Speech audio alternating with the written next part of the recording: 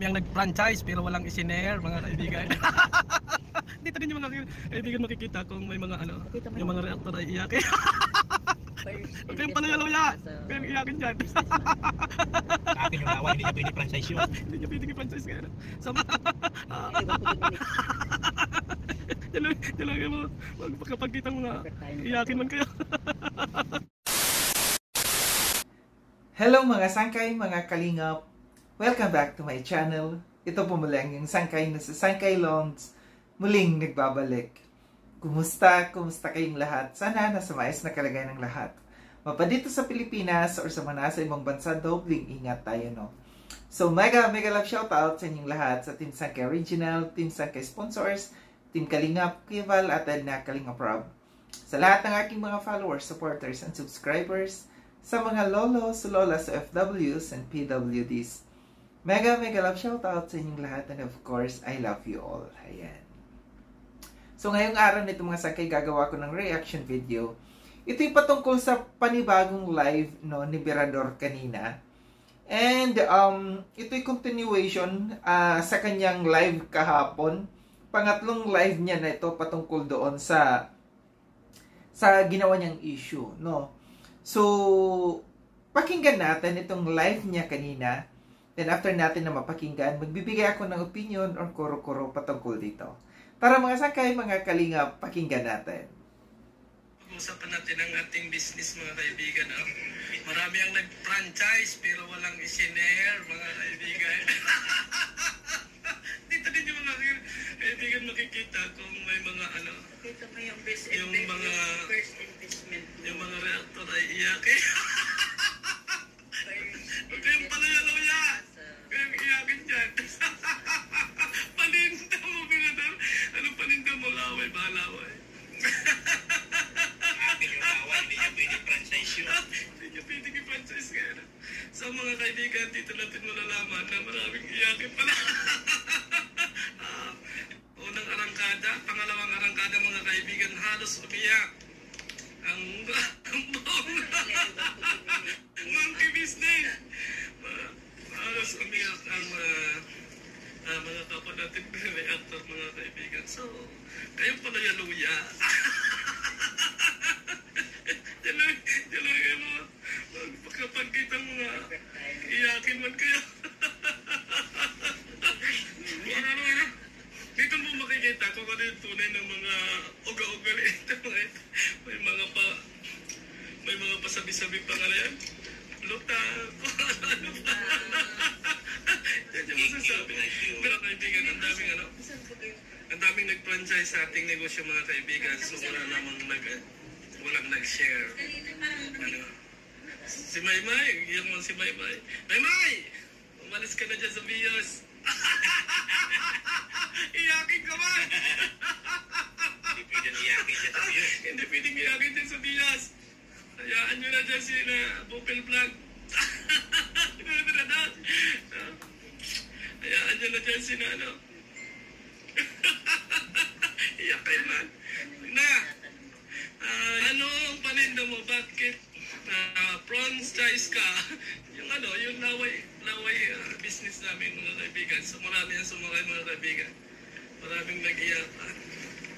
Sa dumating yung time na naging lutang na tayo. Kung ano pinasabi na.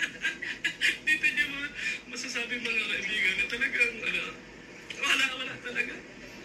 Franchise is malugi. Hindi nalugi. Sabi ni nila Rose, ay, ang hirap pala sa presidente na. Ang hirap pala sa presidente na meron tayong business. Ano pala? Natin makikita kung ano yung ugali ng at sino yung mga tunay mong kaibigan. Mga kaibigan, dahil nagtinda tayo ng nag-fortunes tayo, mga kaibigan. Doon natin nakikita kung sino yung yung mga kaibigan mo. Kaya nga sabi ko, wala talagang forever na may business. Nakakapagsayo, yun lang yun. O bago ayaw yung tanggapin sa inyong sarili na may business kayo. Sino? Pag nagbi-business ka ba o hindi? Kaya potpot. May business ka ba o wala? Nag-click ang negosyo natin. Sabi kaya potpot kaya na ano. Kaya nga, ano natin si Maymay. Maymay! Alis ka na dyan sa Vios. Iyakin ko man dyan. Dati bakit sa'yo? Iyakin mo pa. Bilito! Alisin mo na dyan si Maymay sa ano? Sa Vios man. Iyakin mo na. Nag-iyak-iyak man yan. Parehas tayong negosyante, Emperador. Ang sabi ko sa inyo, gigil mo si Maymay. Gigil na naman siya, Maymay. Asan na? Maymay! Diyan pa si Maymay.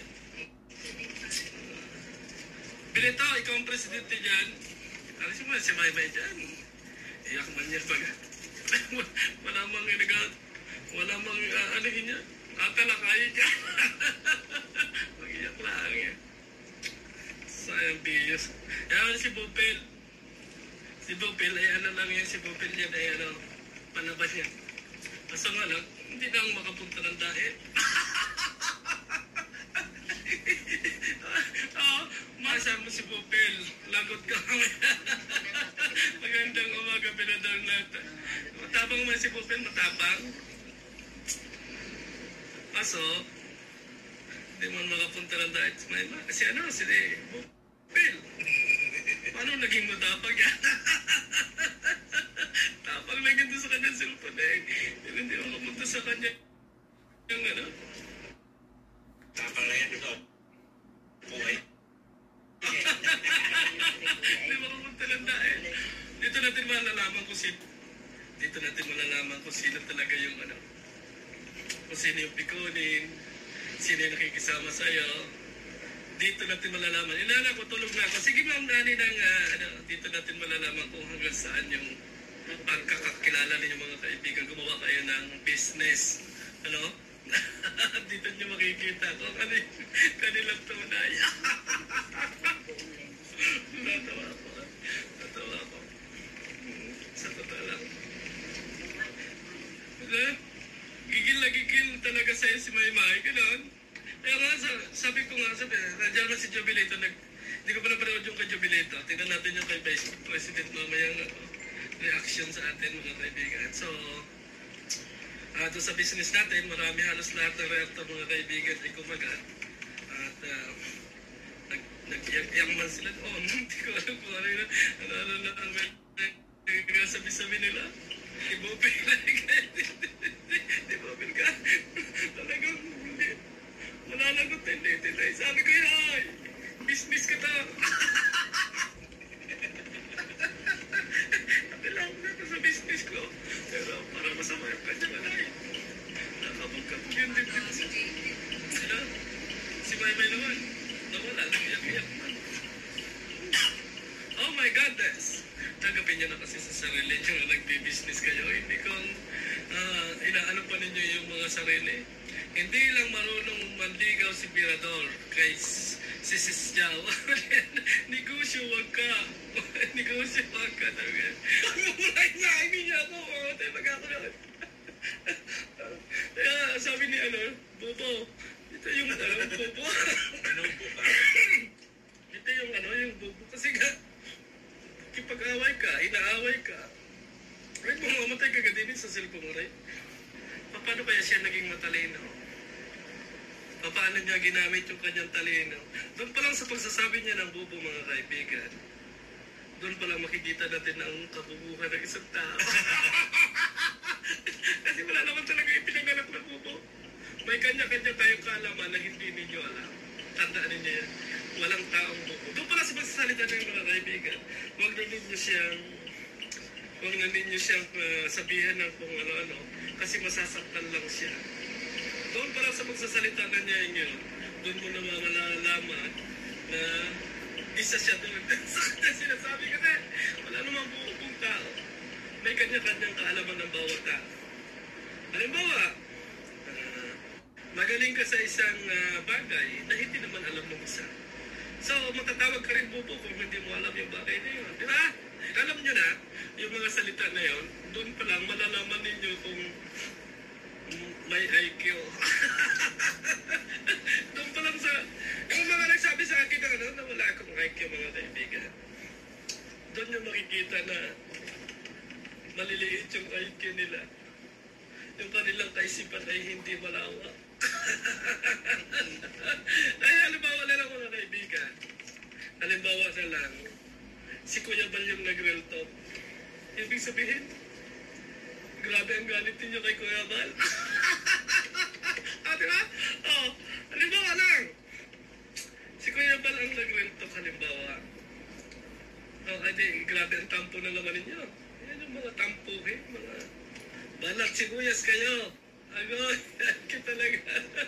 Diba, mas, paano ko si Kuya Bal halimbawa ay nag-real talk at nagpakatotoo sa mga sinasabi. Edi, lahat kayo ay nagtampo. Doon natin makikita na yung talino natin, ganito. Wala akong sinabing bubo kasi wala namang wala namang talagang bubo tao. Yung katalinuhan natin ganito lang. Yun. So yun mga sangkay, mga kalingap, at napakinggan no, yung live ni Berador, no. Hindi ito buo, kundi yung halos mga lahati lamang to, no, sa kanyang live, no. So, nag-umpisa ito sa kanyang live kahapon na patungkol sa defender at saka sa viewers, no. Sinasabi niya na ang tunay na defenders ng Kalingap ay yung mga viewers, no. Then, naghamon siya na sa ating mga reactors, no, na i-off yung monetization natin, no, kung talagang tunay tayo ng mga defenders, no.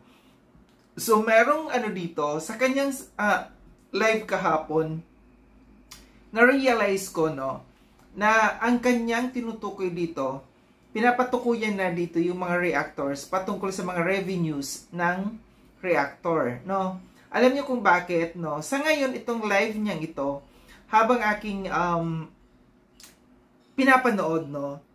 Kasi nabanggit niya dito na nagtayo daw siya ng business, no? Yung tinayo niya, ang ibig sabihin niyan sa itinayo niyang business, yung ginawa niyang content kahapon. Gumawa siya ng business, ibig sabihin, gumawa siya ng issue kahapon, then, may mga nag-franchise di umano. Tinangkilik, may mga nag-franchise. Ibig sabihin ng mga nag-franchise, yung mga reactors nag-react. Yun yung nag-react, nag-franchise, no? Sabi niya, marami ang nag-franchise pero walang may nag-share.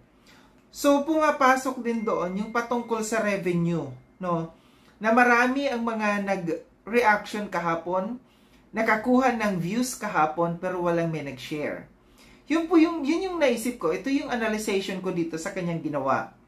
No, may patungkol ito sa revenue sa mga reactors. Alam niyo kung bakit, no? Kasi mula lamang nung nagkaroon tayo ng views, no, Team Views, alam na ba natin ang views ay views for the views, yung mga nandito, no? Ito yung kanyang inaano ngayon, tinitira. Itong mga reactors na nandito sa Team Views, no? Hindi gusto niya tayong hamunin. Hinahamon niya tayo dito sa ating mga revenues, no? Kasi dito sa kanyang nabanggit niya dito na magpakita kayo ng revenue. Hindi ko lang naparinig dito pero nandiyan part yan na sinabi niya na yung mga reactors hinahamon niya na magpakita ng revenue. So hinahamon tayo dito ngayon ni Berador. Sa naiisip ko dito, si Berador naiinggit dito sa Team Views, no? Inggit na inggit siya dito sa Team Views kasi nandito tayo, kakaroon tayo ng views.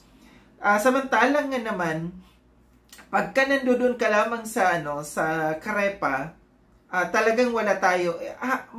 Magano talaga tayo, magbabanat tayo ng buto na para magkaroon ng views.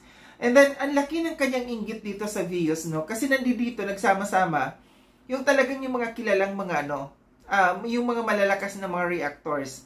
Andito si Bupil, nandito ako, nandito si July Paunil, no, nandito si na Maymay, si na Direk Noelsa. So, andito si na Jubilito.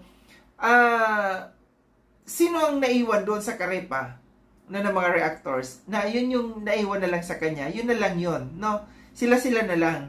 Pinagsama-sama dito ni Kuya Val yung mga reactors na alam natin na mga malalakas.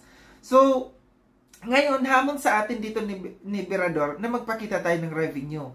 Kasi meron tayong views dito. ang masasabi ko dito sa kanyang sa mga pahaging dito ni Berador na ito, alam niya naman na nagbibigay tayo. Nagbibigay tayo dito sa Kalingap. Kung hindi, yung iba kasi dyan, nagbibigay sa kay Kuya Val, pero hindi nakikita dun sa listahan ng landing pads, no? Like for example ako, nagbibigay ako kay Kuya Val, no? Kasama yung aking sponsor na si Horbin TV, no? 10,000 ang binibigay ni Horbin TV dito, pero hindi yun inilalagay doon sa GC, hindi nilalapag ni Kuya Val, kasi sinasabi ni Kuya Val, saan natin ito ilalagay? Sinasabi ko, Kuya Val, ikaw nang bahala kung saan mo yan gagamitin, basta bigay namin yan sa iyo. Sabi ni Kuya Val, minsan ipapalagay natin sa pa-feeding, sa pabigas. So, baka iniisip dito ni Berador, ilan dyan na hindi nakikita na doon sa listahan ng landing pads, iniisip niya na hindi tayo nagbibigay. Pero hindi niya alam na nagbibigay yung iba dyan, like for example ako, na hindi nakikita doon sa listahan ng landing pads, na direkta na binibigay kay Kuya Val, na hindi lamang inililista doon kasi ginagamit para sa ibang mga proyekto ni Kuya Val. No?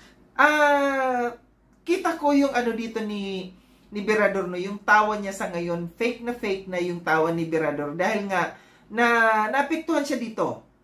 Aminin man ni Berador o hindi, dahil sa kanyang ginawang business di umano, sa kanyang ginawang paggawa ng pag-create ng issue dito, nabawasan ang kanyang subscribers. Maraming nagalit dito sa kay Berador, no, mababasa natin sa mga comments na masasakit na mga salita. Yung sinasabi dito kay Berador, paano ka naging presidente, bobo na tao, mababang IQ, yan yung mga nababasa natin doon sa mga comments, no. So ngayon, masakit yun para kay Berador, no. Sa ginawang ito ni Berador na business di umano, sa create niyang business na ito, na parang niyang sinagasaan yung sarili niya sa pison.